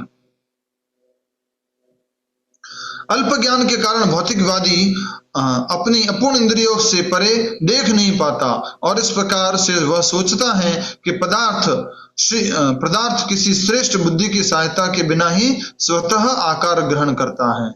ऐसा हो सकता है क्या? जैसे पदार्थ, ये प्लास्टिक था और ये मेटल था, ये देखिए इधर देखिए, ये मेटल है, इसने ऑटोमेटिकली अपना ये स्वरूप धारण कर दिया। मैं एक बोतल बन जाऊं तो कितना अच्छा रहेगा, तो बोतल बन गया, एकदम फिनिश्ड बोतल। बन सकता है? नहीं। इसलिए यहां पर कहा जा रहा है कि अल्प ज्ञान के कारण भौतिकवादी अपनी अपूर्ण इंद्रियों से परे देख नहीं पाता और इस प्रकार वह सोचता है कि पदार्थ किसी श्रेष्ठ बुद्धि की सहायता के बिना ही स्वतः आकार ग्रहण करता है। ऐसा नहीं है, उसको श्रेष्ठ बुद्धि की आवश्यकता है। किंतु श्रील व्यासदेव ने इस श्लोक में इसका खंडन किया है, चूंकि परम पूर्ण या परम सत्य प्रत्येक वस्तु के उद्गम है, अतः परम सत्य के शरीर से स्वतंत्र कोई भी वस्तु नहीं हो सकती। सब कुछ उनसे ही आया है और उन्हीं पर निर्भर करता है। देह के साथ जो कुछ घटित होता है वह देही को तुरंत ज्ञात होता है। देह क्या? शरीर। देही कौन? आत्मा। तो देह के साथ जो भी कुछ घटित हो रहा है वो देही अर्थात आत्मा को मालूम पड़ता है। इसी प्रकार यह सृष्टि उस परम पूर्ण का शरीर है। जगत क्या है? पूरे भगवान का, पूरे परम सृष्टि भगवान का ये शरीर है। अतः इस सृष्टि में जो कुछ घटित होता है उससे वे प्रत्यक्ष एवं अप्रत्यक्ष रूप से परिचित हैं। तो आत्मा कौन हो गए? इस जगत के पूरे ब्रह्मांड की आत्मा कौन हो गए फिर? यस, कौन बताएगा? जल्दी से बताओ। सुशीला हेमकार माता जी, क्या बात है, इशारा करके बता दिया आपने, वेरी गुड। भगवान श्री कृष्ण प्रभु जी। भगवान श्री कृष्ण इसकी आत्मा है। तो भगवान को सब कुछ मालूम होता है। हमारे शरीर में क्या क्या हो रहा है हमें मालूम है। उसी प्रकार से भगवान जो है वो इस पूरे ब्रह्मांडों के सारी भौतिक सृष्टि के स्वामी हैं, उन्हें भी सब कुछ ज्ञात है। एक और पैराग्राफ कर ले आप, कहे तो है अभी 8-9 मिनट।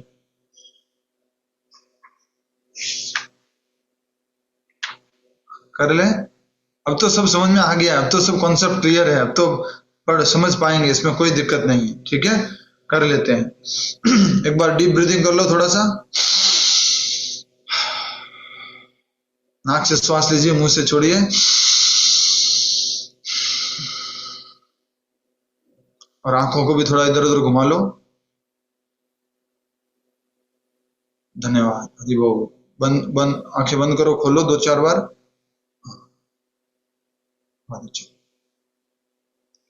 श्रुति मंत्र में यह भी कहा गया है कि परम पूर्ण या ब्रह्म समस्त वस्तुओं का सर्वोच्च उद्गम है, उनसे ही सब कुछ प्रकट होता है। सर्वोच्च उद्गम वही है। श्रुति मंत्र में भी यह कहा गया है, परम पूर्ण या परम ब्रह्म समस्त वस्तुओं का सर्वोच्च उद्गम है। प्रत्येक वस्तु उन्हीं से उद्भूत है, उन्हीं के द्वारा पालित है और अंत में उन्हीं में प्रवेश कर जाती है। सही बात है कि गलत बात है? जैसे कि ये जो मिट्टी है, ठीक है, मिट्टी है, ये पृथ्वी है, इसमें से हमने कुछ वस्तुएं ली और हमने एक घर बनाना शुरू किया, घर बन गया। 100 साल 200 साल तक वो घर चला, फिर टूट गया, फिर वापस किसमें मिल गया? मिट्टी में मिल गया। जैसे नोएडा में ट्विन टावर को ब्लास्ट किया गया था, बने थे कहां से वो ट्विन टावर? उसी मिट्टी से, उसी धरती से बने थे, और बाद में उसको ब्लास्ट कर दिया गया, पूरा राख हो गया, उसी में मिल गया वापस। उसी तरह से कहा गया है, इस बात को हमेशा याद रखिएगा, प्रत्येक वस्तु उन्हीं से उद्भूत होती है, अंडरलाइन कर लो, उन्हीं के द्वारा पालित है और अंत में उन्हीं में प्रवेश कर जाती है। या तो वो सीधा सीधा पालन करे या वो अपने किसी व्यक्ति को लगा दे पालन करने के लिए, ठीक है। यही प्रकृति का नियम है। स्मृति मंत्र, एक तो श्रुति मंत्र हो गया जो भगवान श्री कृष्ण से डायरेक्ट आया। स्मृति मंत्र क्या होता है? जो किसी ने कहा और उसको याद रखा गया, रिकॉर्ड किया गया, उसको स्मृति मंत्र कहते हैं। स्मृति मंत्र में इसी की पुष्टि की गई है। यह कहा गया है कि ब्रह्मा के कल्प के प्रारंभ में जिस उद्गम से समस्त वस्तुएं उद्भूत होती हैं और अंततः जिस आगार में प्रवेश करती हैं, वह परम सत्य या ब्रह्म है। समझ में आ गया? फिर से वही बात है, आगार का मतलब क्या होता है, समझ गए ना? आगार क्लियर है, आगार, ठीक है। लास्ट में एंड, जहां पर सब कुछ खत्म होता है, इकट्ठा होता है। जैसे पहले ऐसे होता था, मैंने उदाहरण दिया गीता क्लासेस में, आगरा आगार, क्या मतलब है? आगरा आगार, आगरा में एक स्थान है, डिपो है, जहां सारी बसें इकट्ठी होती है, उसको बोलते हैं आगार। तो ये भौतिक जगत किसका आगार है? दुखागार, दुख का आगार है। तो स्मृति मंत्र में भी इसकी पुष्टि की गई है। यह कहा गया है कि ब्रह्मा के कल्प के प्रारंभ में जिस उद्गम से समस्त वस्तुएं उद्भूत होती हैं और अंततः जिस आगार में प्रवेश करती हैं, वह परम सत्य या ब्रह्म है, ठीक है। भौतिक विज्ञानी यह मानकर चलते हैं कि ग्रह मंडल का उद्गम सूर्य है, ठीक बात है, किंतु वे सूर्य का उद्गम नहीं बता पाते, ठीक है। ये ग्रह मंडल, सौर मंडल, सब कुछ जो प्रकट आया ये सूर्य से आया, लेकिन सूर्य कहां से प्रकट हुआ नहीं बता पाते। यहां पर इस सर्वोच्च उद्गम की व्याख्या की गई है। वैदिक शास्त्रों के अनुसार ब्रह्मा, जो सूर्य के तुल्य माने जा सकते हैं, परम सृष्टा नहीं है। इसको सृष्टा पढ़ेंगे, सृष्टता पढ़ेंगे, क्या पढ़ेंगे? थोड़ा सा गलत पढ़ रहा हूं मैं, कौन बताएगा हिंदी शब्द इसका सही शब्द? सुशील कुमार जी, अगर आपको मालूम है हिंदी शब्द सृष्टता है तो अंग्रेजी इसका क्रिएटर ही सीधा बोलता हूँ। यस, सुशीला हेमकार माता जी बताइए। सृष्टा बोलेंगे प्रभु जी, सृष्टा। सृष्टा, ठीक पढ़ रहा हूं मैं, ओके।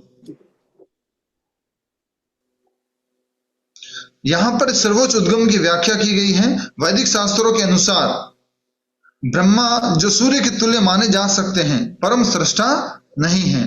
इस श्लोक में कहा गया है कि ब्रह्मा को वैदिक ज्ञान श्री भगवान द्वारा प्रदान किया गया। कोई चाहे तो यह तर्क कर सकता है कि प्रथम जीव होने के नाते ब्रह्मा को प्रेरित नहीं किया जा सकता था, क्योंकि उस समय कोई दूसरा जीव मौजूद नहीं था। क्या तर्क है देखो। कौन उनको बताएगा? किसने ज्ञान दिया होगा? कोई था ही नहीं दूसरा, पहले जीव ही ब्रह्मा जी थे, आदि कवि वही थे। कौन उनको किसने ज्ञान दिया? नहीं दिया उनको किसी ने। यहां पर यह कहा गया है कि परमेश्वर ने गौण सृष्टा ब्रह्मा को प्रेरित किया। गौण क्या होता है? सेकेंडरी। एक होता है मुख्य और एक होता है गौण। तो मुख्य सृष्टा कौन है? भगवान श्री कृष्ण। प्राइमरी इंजीनियर कौन है? भगवान श्री कृष्ण। सेकेंडरी कौन है? ब्रह्मा जी। तो मुख्य सृष्टा ने गौण सृष्टा को प्रेरित किया। तो मुख्य सृष्टा कौन हो गए? परमेश्वर। एक बार ये सब समझ में आ जाएगी ना शब्दावली, तो आपको तकलीफ नहीं आएगी। आगे तो फिर कथा ही कथा है। और भगवत गीता, मैं तो ये सोचता हूं कि एक बार आप ये भागवतम के पहले स्कंद के पहले अध्याय का पहले श्लोक का तात्पर्य पहले पढ़ लो, फिर भगवत गीता पढ़ो, क्योंकि इतना सारा कॉन्सेप्ट, पूरा लॉजिक, साइंस प्रभुपाद जी ने सब पहले में समझा दिए। यहां पर यह कहा गया है कि परमेश्वर ने गौण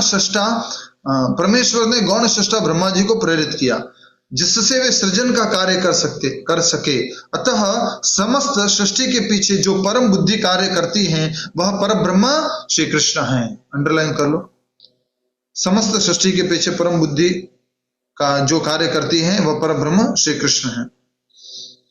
श्रीमद् भगवद गीता में भगवान श्री कृष्ण कहते हैं कि वे ही सृजक शक्ति यानी प्रकृति का निरीक्षण करते हैं जिससे सभी पदार्थ बने हैं।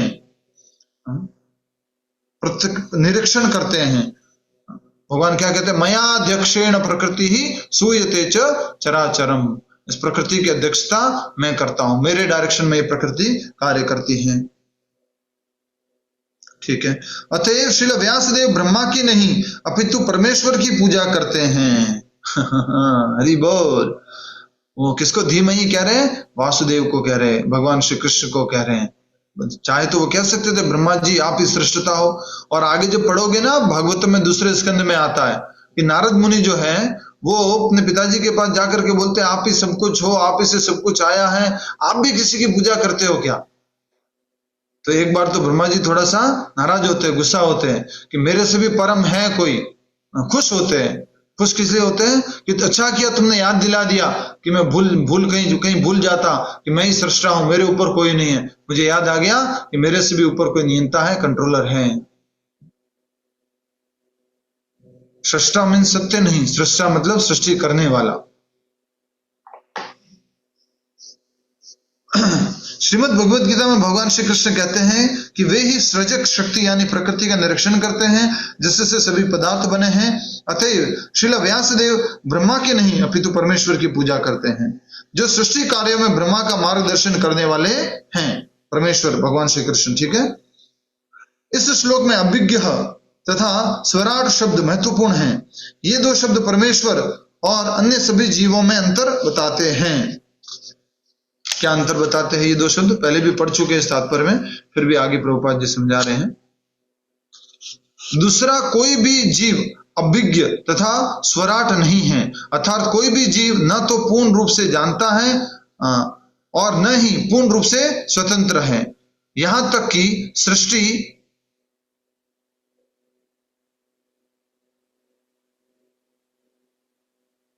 क्रिएटर, यस क्रिएटर, सृष्टा मतलब ये दो शब्द परमेश्वर और अन्य सभी जीवों में अंतर बताते हैं। क्या क्या? अभिज्ञ और स्वराट। तो क्या क्या है? दूसरा, कोई भी जीव अभिज्ञ तथा स्वराट नहीं है, किंतु अर्थात कोई भी जीव न तो पूर्ण रूप से जानता है और न ही पूर्ण रूप से स्वतंत्र है। यहां तक कि सृष्टि करने हेतु ब्रह्मा को भी परमेश्वर का ध्यान करना पड़ता है। ब्रह्मा जी ने 1000 दिव्य वर्षों तक मेडिटेशन किया था, ध्यान किया था, तब उनको जो है ये सृष्टि करने का ज्ञान प्राप्त हुआ था। ब्रह्मा जी ने सबसे पहले क्या सुना था? मात्र 2 शब्द, तप, वो तपस्या किए थे।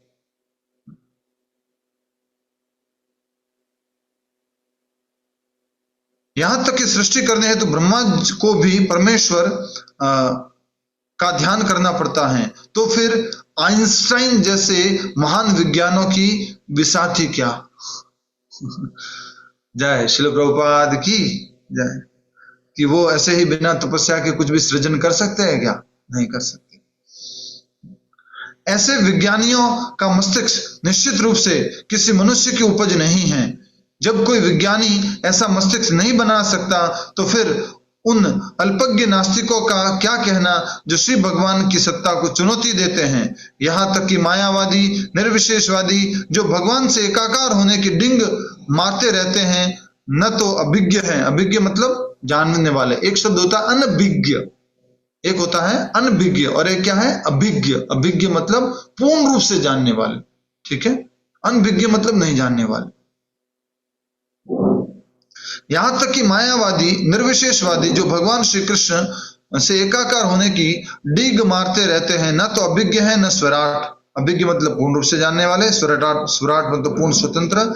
ऐसे निर्विशेषवादी श्री भगवान से एकाकार होने हेतु, ज्ञानार्जन हेतु कठिन तपस्या करते हैं, किंतु अंततः वे किसी ऐसे धनी शिष्य पर आश्रित हो जाते हैं जो मठ तथा मंदिर बनवाने हेतु उन्हें धन प्रदान करता है।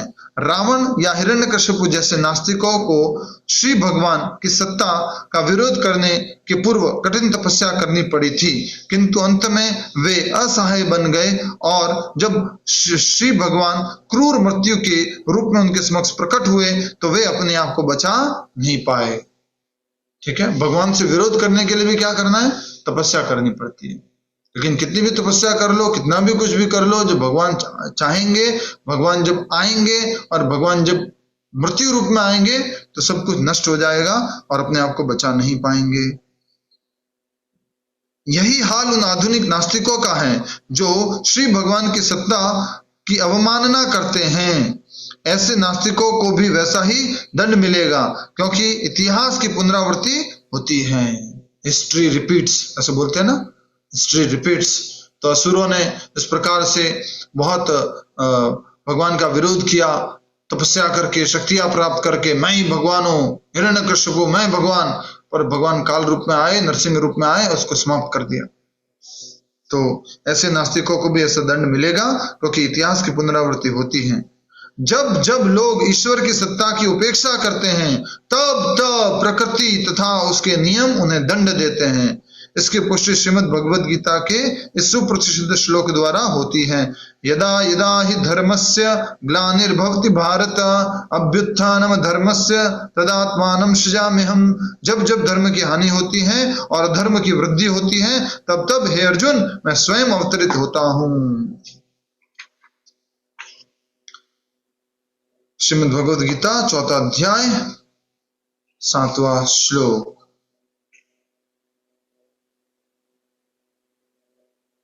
यहीं पर समाप्त करें, एक पेज और बचाया कर लें।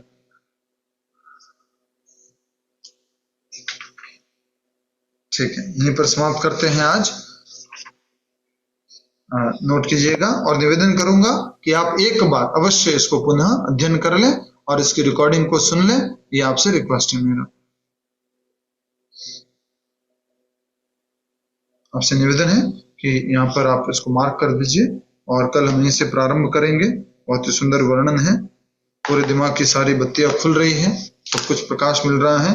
अच्छे अच्छे नास्तिक लोगों के बारे में बताया है और उनको हम कैसे तर्क सहित उत्तर दे सकते हैं वो इसमें बताया गया है। तो अच्छे से आप भी समझिए, आगे भी इसका प्रचार कीजिएगा। अब किसी का कोई प्रश्न है, अभी तक हमने जो पढ़ा समझा उसमें आप अपना प्रश्न पूछ सकते हैं। उसके बाद हरे कृष्ण महामंत्र का सामूहिक जाप होगा, तो आप जाप में उपस्थित रहें, एक माला करके जाए। यस, बोलिए, किसका प्रश्न है? अरुण भट्ट जी। हरे कृष्ण प्रभु जी।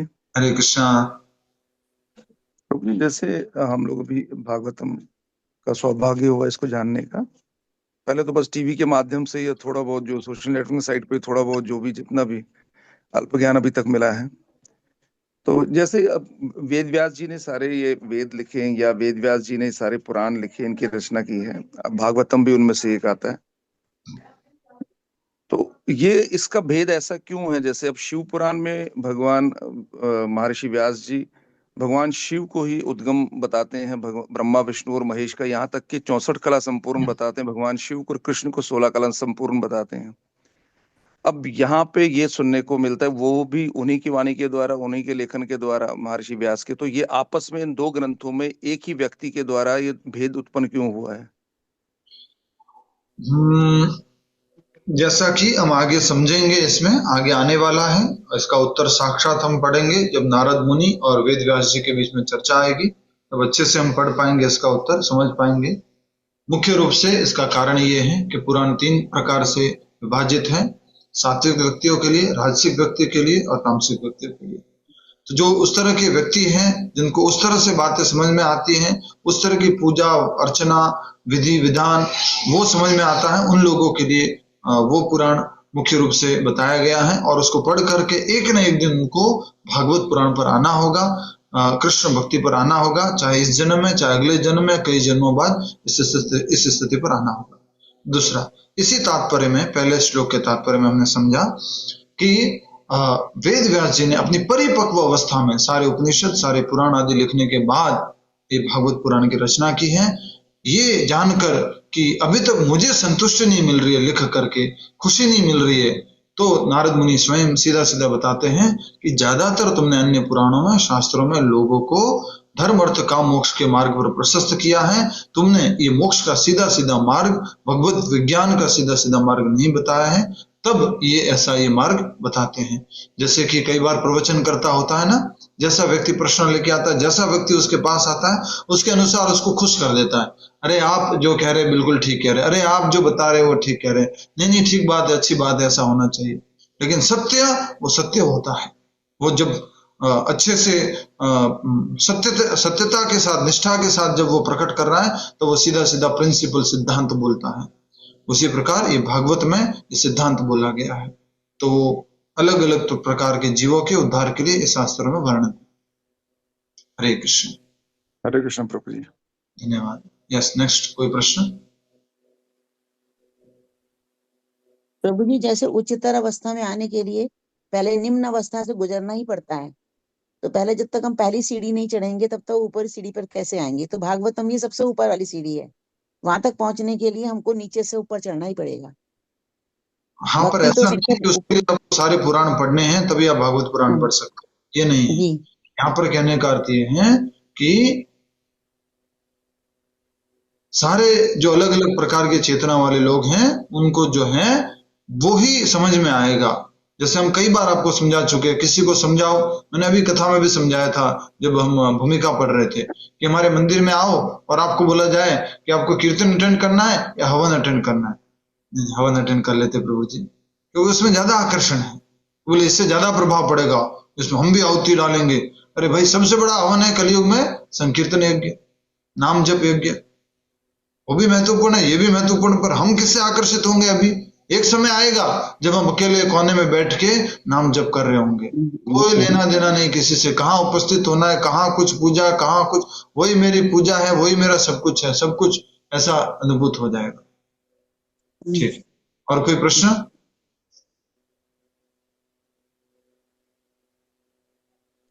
प्रभु जी, जैसे गायत्री मंत्र है श्रीमद् भागवतम का प्रथम श्लोक, तो स्वामी दयानंद जी जैसे आर्य समाज में ओम भूर्भुवः स्वः का है उनका गायत्री मंत्र, तो ये गायत्री मंत्र और वो गायत्री मंत्र तो अलग अलग है ना? पहला श्लोक गायत्री मंत्र नहीं है माता जी, गायत्री मंत्र का एक शब्द उपयोग किया गया, धीमहि। अच्छा, धीमहि, पूरा श्लोक गायत्री मंत्र नहीं है। और अगर डिटेल में जाएंगे तो ये पूरी की पूरी भागवतम ही एक गायत्री से प्रकट हुई है, जो भगवान श्री कृष्ण ने ब्रह्मा जी को गायत्री रूप में उनकी बांसुरी से जो प्रकट हुई थी, वो जो है सुनाई दिया, वो जो है गायत्री है, वो एक विशेष गायत्री है। और चर्चा करेंगे, आगे आएगा, प्रभुपाद जी बताएंगे इन सबको। बहुत कुछ है, बहुत कुछ पढ़ना है उसमें, इतना पढ़ भी लेंगे ना अभी सब कुछ कवर हो जाएगा, कुछ भी नहीं रहने वाला, सब कवर होने वाला है, इसलिए भी ज्यादा एक्सप्लेनेशन की आवश्यकता नहीं है जी।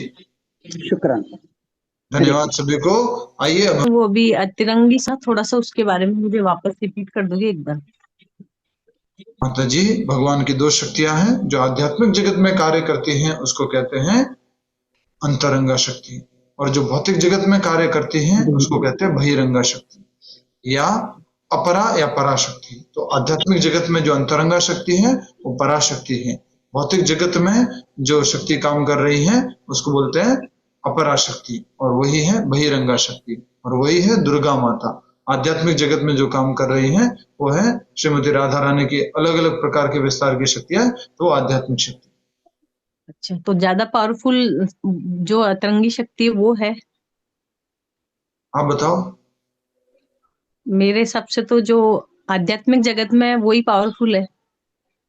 देख लो माता जी, सोच लो, दुर्गा माता को कम मत मानना।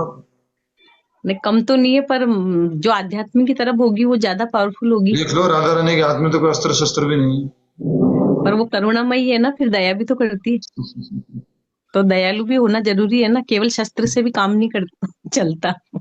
माता जी इसको इस तरह से समझिए, वही आध्यात्मिक शक्ति भगवान की भौतिक जगत में भौतिक शक्ति के रूप में कार्य करती है। अच्छा, यस, पावरफुल किस सेंस में कह रहे हो आप? क्या पावरफुल, क्या पावरफुल से क्या मतलब है, नहीं समझ सकते हम। हाँ, तभी आपको सेवा भगवान की, दोनों ही शक्तियां भगवान की सेवा में लगी हुई है, एक भगवान की शक्ति जो है बाह्य बहिरंगा शक्ति भौतिक जगत की सृष्टि कर रही है, उसका पालन कर रही है, उसका संहार कर रही है, और आध्यात्मिक शक्ति जो है भगवान की दिव्य लीलाओं का आयोजन कर रही है। तो राधा रानी की ही एक शक्ति है वो दुर्गा माता, उनका प्रकट है दुर्गा माता। धन्यवाद प्रभु जी, धन्यवाद। शुक्रिया हरे आपका। कृष्ण। सबके हरे पास कृष्ण। ये ग्रंथ भागवतम होनी है और प्रतिदिन इसको लेकर के बैठेंगे। अभी तक हमने पहला श्लोक पूरा नहीं किया है, अभी तक मौका है, और भी जो नए लोग नहीं जुड़े हैं उनको जोड़ सकते हैं और आगे भी जोड़ सकते हैं, कभी भी जोड़ सकते हैं भागवतम में, लेकिन अच्छा रहेगा शुरू से जुड़ जाए। एक और अवसर प्रदान कीजिए लोगों को कि जुड़ जाइए, इस कार्यक्रम में भाग लीजिए।